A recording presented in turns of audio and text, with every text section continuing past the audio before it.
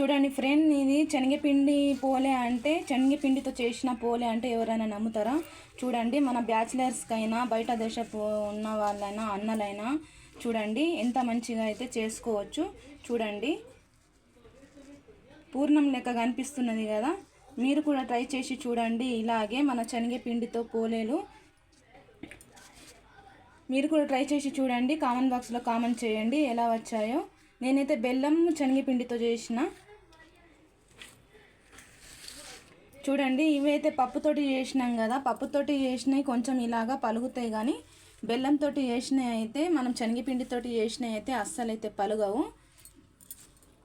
ఓకేనా ఫ్రెండ్?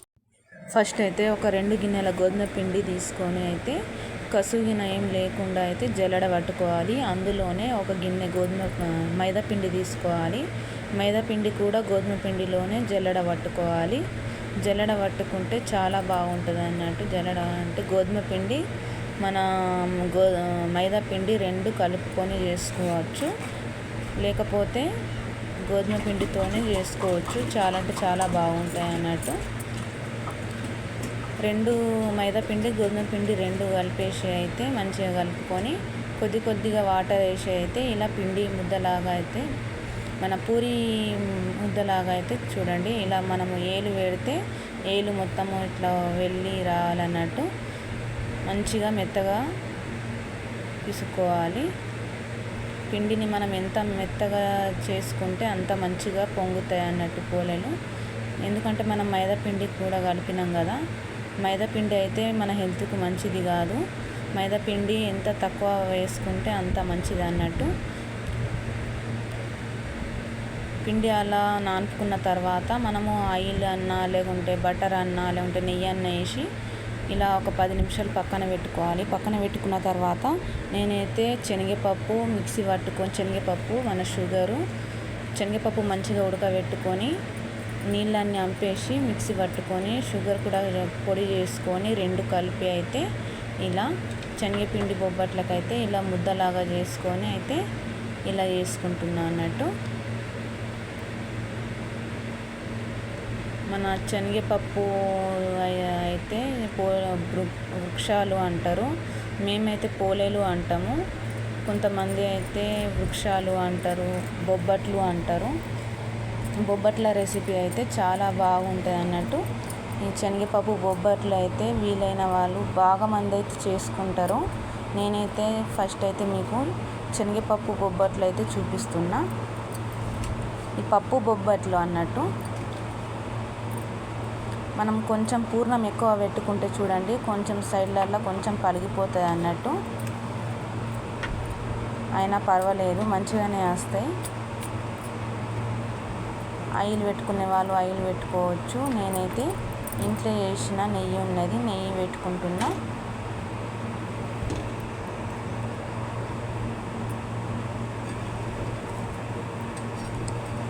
ఇలా పింక మీద వేసుకొని అయితే ఇలా కాల్చుకోవాలి. కొంతమంది అయితే మైదా పిండితోటి క్యారీ బ్యాగ్లో వేసి అయితే చేస్తారు. మేమైతే ఎక్కువ ఆయిల్ అయితే వాడం కాబట్టి మైదా పిండికి ఎక్కువ ఆయిల్ పడుతుంది అన్నట్టు.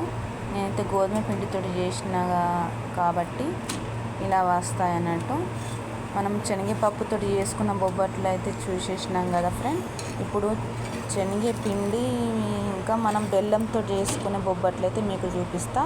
ఫస్ట్ అయితే ఒక గిన్నె బెల్లంకై సగం గిన్నె శనగపిండి తీసుకోవాలి. నేనైతే ఒక గిన్నె బెల్లం అయితే కరిగించుకొని అయితే పాకం అవసరం లేదు, పక్కన పెట్టుకోవాలి. ఒక వేరే ప్యాన్ తీసుకొని అందులో 2 స్పూన్ల నెయ్యి వేసుకొని సగం గిన్నె శనగపిండి వేసుకొని మంచిగా వేయించుకోవాలన్నట్టు. నెయ్యి మనకు ఎంత వీలైతే అంత వేసుకొని వేయించుకోవచ్చు. మన నెయ్యి వేసుకున్నాం కదా, నెయ్యి వేసుకొని కలుపుకోవాలి మంచిగా.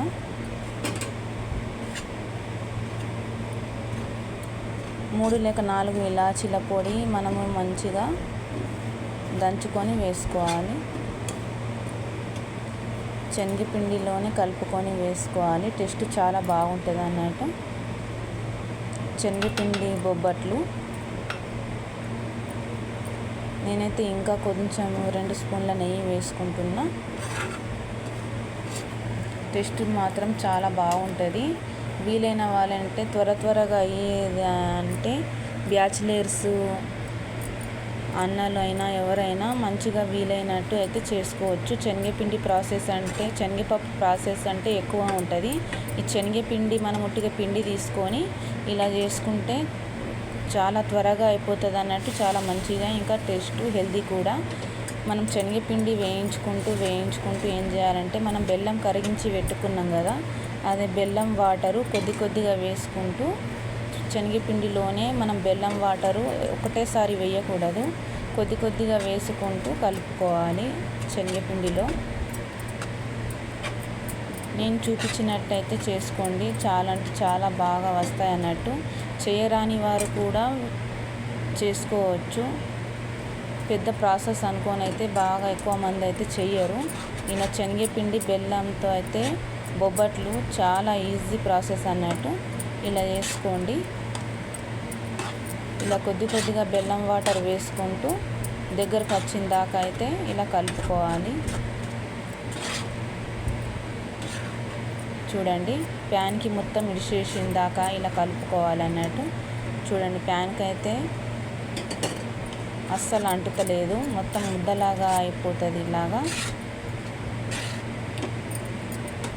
వీలైతే మనం ఎంత నెయ్యి అయినా వేసుకోవచ్చు కలుపుకోవడానికి. ఇలా ముద్దలాగా కాగానే మనం తీసేసి పక్కన పెట్టుకొని చల్లారించుకోవాలి.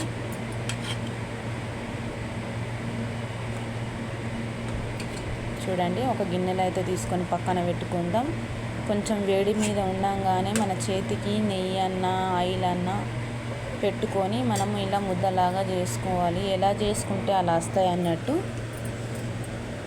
చూడండి, నేనైతే మీకు ఇలా ముద్దలాగా చేసి అయితే చూపిస్తున్నా. మన గోధుమ పిండి ఉన్నది కదా, మిగిల్చిన బొబ్బట్లు చేసిన గోధుమ పిండి, ఇంకా గోధుమ పిండిని ఇంకా కొంచెం మంచిగా చేసుకొని ఇలాగ చేసుకోవాలి. మన చపాతీకి ఎంత పిండి పడితే అంత చేసుకొని ఇలా ముద్దలాగా చేసుకున్నదైతే ఇలా పెట్టేసి పిండి మొత్తము మనం చపాతీ పిండి ఎంత తీసుకుంటే పూర్ణం కూడా అంతే తీసుకోవాలి. వీలైతే పిండి కూడా తీసేసి పక్కన పెట్టేయచ్చు ఇలాగా, లేకుంటే అందులోనే కలిపి కూడా మనం చేసుకోవచ్చు.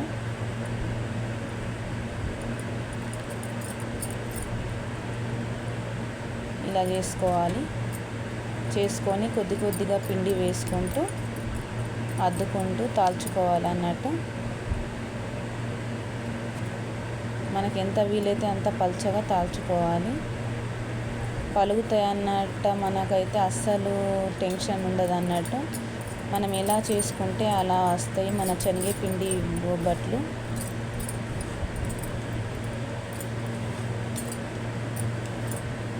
నేనైతే ఎంత పల్చగా తాల్చుకుంటున్నా. ఒకవేళ పూర్ణం ఎక్కువ అయితే మన శనగపప్పు బొబ్బట్లు కొంచెం కొనలకైతే పలుగుతాయి, కానీ నేను ఇలా బెల్లంతో చేసిన బొబ్బట్లు చూడండి అస్సలు పలగలేదు. ఎంత సన్నం అంటే అంత పల్చగా తాల్చుకోవచ్చు.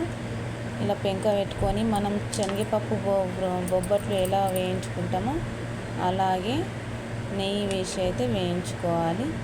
చూడండి ఎంత బాగా వచ్చినాయో. వీలైతే ఒక లైక్ ఇవ్వండి ఫ్రెండ్. చేయరాని వారు కూడా ఇలా శనగపిండితోటి చేసుకోండి. చాలా అంటే చాలా టేస్ట్ ఉంటుంది. బెల్లంతో చేసుకుంటే ఇంకా చాలా మంచిగా ఉంటుంది అన్నట్టు. పిల్లలకి కూడా చేసి ఇవ్వండి, చాలా హెల్తీ ఫుడ్ అన్నట్టు.